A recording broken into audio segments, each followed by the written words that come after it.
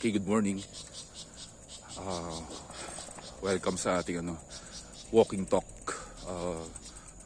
video number 2. Ang ating topic for today is about yung bagong policy ng SSS funeral benefit. So effective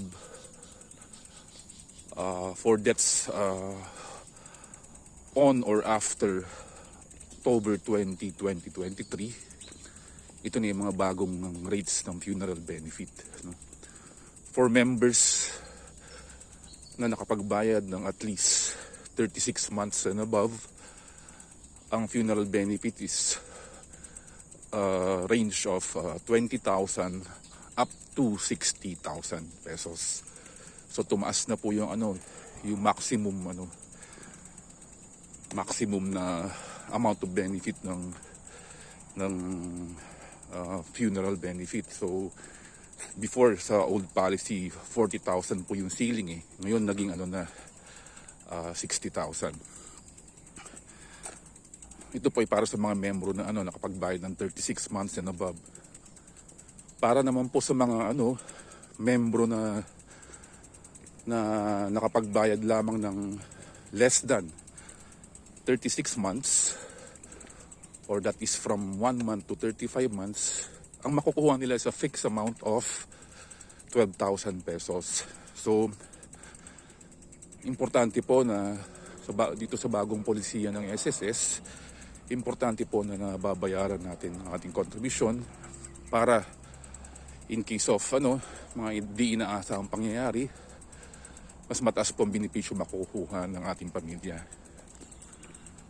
So, ano po yung mga sino pala ngayon yung pwedeng mag-claim sa bagong policy ng SSS?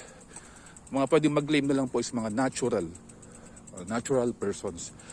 Ibig sabihin hindi na pwedeng mag-claim yung mga yung mga kumpanya, yung mga punerarya. Dati kasi pwedeng mag-claim yung mga yun. Ngayon natural persons na lang ang pwedeng mag-claim. Ibig sabihin yung asawa or kamag-anak ng namatayan ang pwedeng mag-claim. At sino naman ang binibigyan ng priority ng SSS para makapag-claim? Ngayon po sa bagong polisiya ng SSS, ang asawa po ang binibigyan ng primacy or priority para makapag-claim ng benepisyo.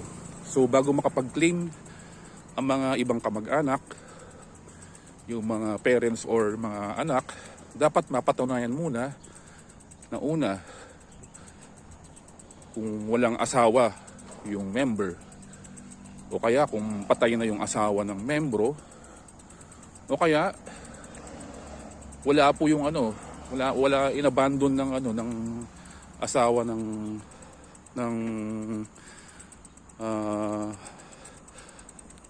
inabandon ng asawa yung yung namatay na membro. So ganoon po.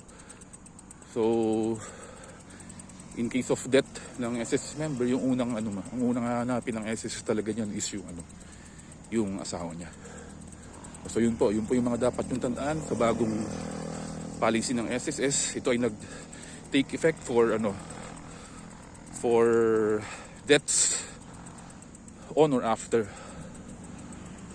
October 2023. And may prescriptive period na po yung pagpa-file ng claim ngayon. Sa bagong policy ng funeral benefit, dapat ma-claim mo within 10 years yung benepisyo. So yun po. Maghulog po tayo ng SSS, maging member po tayo para pag in case of mga hindi inaasahang pangyayari, may proteksyon ng ating pamilya at ang ating sarili. Gandang umaga po and mag-exercise po tayo. Ako'y magbabike po ngayon. Thank you.